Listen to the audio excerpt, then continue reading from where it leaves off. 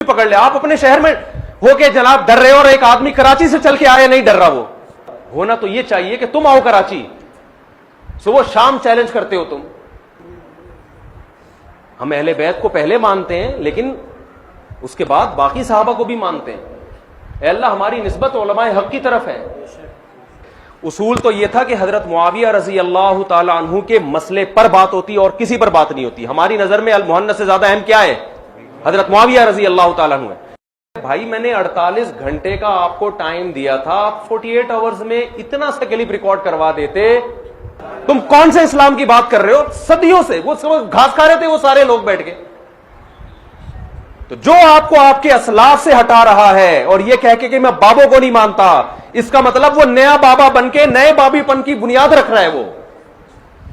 وہ کہہ رہا ہے سارے بابوں سے ہٹا کے سب کو کس کا مرید بناؤ, سب مجھے بابا سمجھے, باقی ساری قوم بابا لیس ہو جائے. وہ تو بابوں کی دو قسمیں, ایک گمراہ بابے اور ایک حق پرست بابے. تو پھر آپ اتوار کے دن یہ کیوں کہہ رہے ہو کہ پولیس نے منع کیا؟ پولیس اگر منع کرے گی تو اس وقت بھی کرے گی اور کہے گی بعد میں نہیں بتانا. پولیس نے یہ کہا کہ 48 گھنٹے کے بعد کہہ دینا کہ پولیس نے منع. تو یہ کون سی پولیس ہے بھائی؟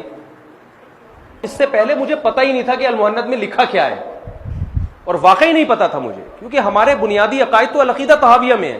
تو یہ کوئی عیب کی بات نہیں ہے, کیونکہ ہمارے مدارس میں پڑھائی نہیں جاتی. اس کو تو آپ نے بہت اچھالا ہے. پھر ہم نے جب پڑھا تو ہم نے کہا یار یہ تو بالکل 2 اور 2 4 کی طرح قرآن و سنت کے مطابق ہے, تو اجماع امت سے ثابت ہے یہ عقیدے. تو مفتی طارق مسعود, فیمس اسکالر.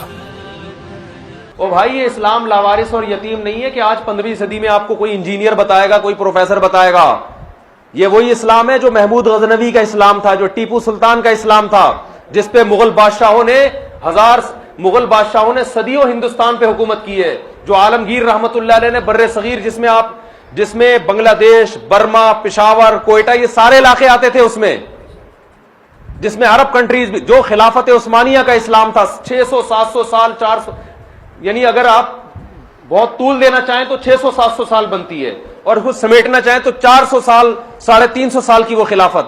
اس سے پہلے خلافت تھی بنو عباس کی خلافت, اس میں بھی سارے قاضی حنفی, شافی, مالکی, حنبلی ہوا کرتے تھے. اس سے پہلے بنو امیہ کی خلافت, اس میں بھی زیادہ تر قاضی حنفی ہوا کرتے تھے. تو یہ جو آج جس اسلام کی بات ہو رہی ہے بھائی, یہ ایسا اسلام پیش کر رہے ہیں کہ آپ کو 1200-1300 سال کا اسلام غلط لگنے لگے گا.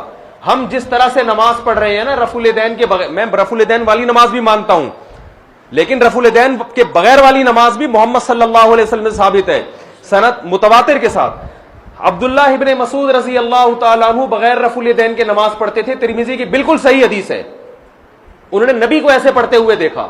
عبداللہ بن مسعود کے شاگرد علقمہ اور اسود رفع الیدین کے بغیر پڑھتے.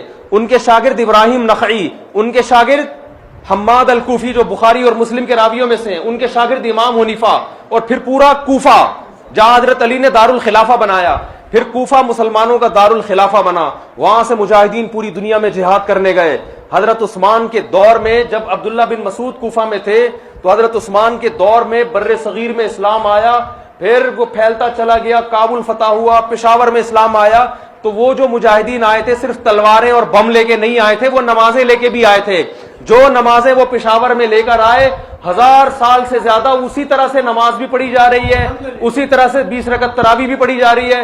عورتوں کی نماز سمٹ کے آئی تھی, وہ اسی طرح سے سمٹ کے. یہ حدیث کی کتابیں تو بہت بعد میں لکھی گئی ہیں, پشاور میں اسلام حدیث کی کتابوں سے پہلے آیا ہے. تم کون سے اسلام کی بات کر رہے ہو؟ صدیوں سے وہ گھاس کھا رہے تھے وہ سارے لوگ بیٹھ کے. تو جو آپ کو آپ کے اسلاف سے ہٹا رہا ہے اور یہ کہہ کے کہ میں بابوں کو نہیں مانتا, اس کا مطلب وہ نیا بابا بن کے نئے بابی پن کی بنیاد رکھ رہا ہے. وہ کہہ رہا ہے سارے بابوں سے ہٹا کے سب کو کس کا مرید بناؤ, سب مجھے بابا سمجھے, باقی ساری قوم بابا لیس ہو جائے. وہ تو بابوں کی 2 قسمیں, ایک گمراہ بابے اور ایک حق پرست بابے. بابوں کے بغیر آپ کو اسلام سمجھ میں نہیں آ سکتا. یہ جن حدیث کی کتابوں کے آپ حوالے دے رہے ہو یہ بھی بابوں نے ہی لکھی ہیں, اور بابوں کے بغیر اسلام میں تصور نہیں ہے. اس کی میں دلیل قرآن سے دوں گا. قرآن کیا کہتا ہے کہ اللہ نے امیین میں ایک پیغمبر کو بھیجا, युअल्लिमुहुमुल الکتاب والحکمہ, یہ پیغمبر صحابہ کو کتاب سکھائیں گے اور حکمت کی باتیں یعنی حدیث کیا کریں گے, بتائیں گے نہیں بلکہ بولتے کیوں نہیں, تعلیم کہتے ہیں, بتانے کو نہیں کہتے, سکھانے کو کہتے ہیں.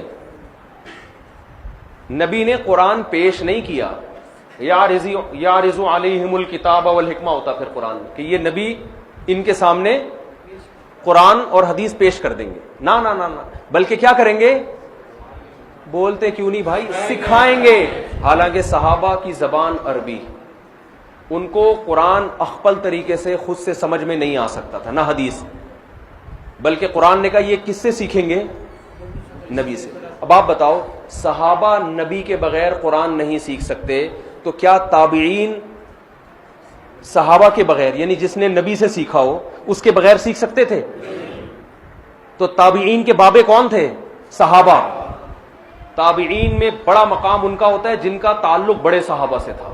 حالانکہ قرآن تو سب جانتے تھے, عربی تھی ان کی زبان بھائی, حدیث تو سب جانتے تھے, لیکن تابعین میں جب آپ اسماء الرجال کی کتابوں میں بحث کرتے ہو کس تابعی کا مقام بڑا ہے, تو جس کا بڑے صحابی سے تعلق اس کا مقام بڑا, اور جس نے بڑے صحابی کے ساتھ زیادہ وقت گزارا اس کا مقام اور زیادہ بڑا. تو تابعین نے صحابہ کو بابا بنایا ہے. علقمہ اور اسود نے عبداللہ بن مسعود کو بابا بنایا, اکرمہ نے حضرت عباس کو عبداللہ بن عباس کو بابا بنایا ہے, نافع اور سالم نے عبداللہ بن عمر کو بابا بنایا ہے. اس کے بعد تابعین پھر تبع تابعین کیا ڈائریکٹ قرآن و سنت سمجھ سکتے تھے؟ آپ اسماء الرجال کی کتابوں میں جاؤ نا, کسی تبع تابعی کا نام لکھ کے تحقیق کرو تو بتائیں گے انہوں نے کن کن سے علم حاصل کیا, کن کن سے قرآن و سنت کو سمجھا ہے. سمجھتے ہو بات کو؟ آپ جاہل بابوں کی مثالیں پیش کر کے لوگوں کو بابا لیس اگر بنا رہے ہو, اس کا مطلب آپ لوگوں کو قرآن و سنت کھلواڑ بنا رہے ہو. قرآن جس کے جو سمجھ میں آئے وہ قرآن و سنت کی تشریح شروع کر دے.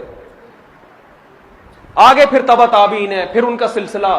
میں اپنی سند محمد صلی اللہ علیہ وسلم تک الحمدللہ پیش کر سکتا ہوں. ہمارے دینی مدارس میں جو طالب علم فارغ ہوتا ہے وہ بتا سکتا ہے ہم نے بخاری فلاں سے پڑھی, جس سے پڑھی انہوں نے بخاری کس سے پڑھی, انہوں نے کس سے پڑھی, انہوں نے کس سے پڑھی, یہ پورا سلسلہ امام بخاری تک, پھر امام بخاری کا سلسلہ محمد صلی اللہ علیہ وسلم تک.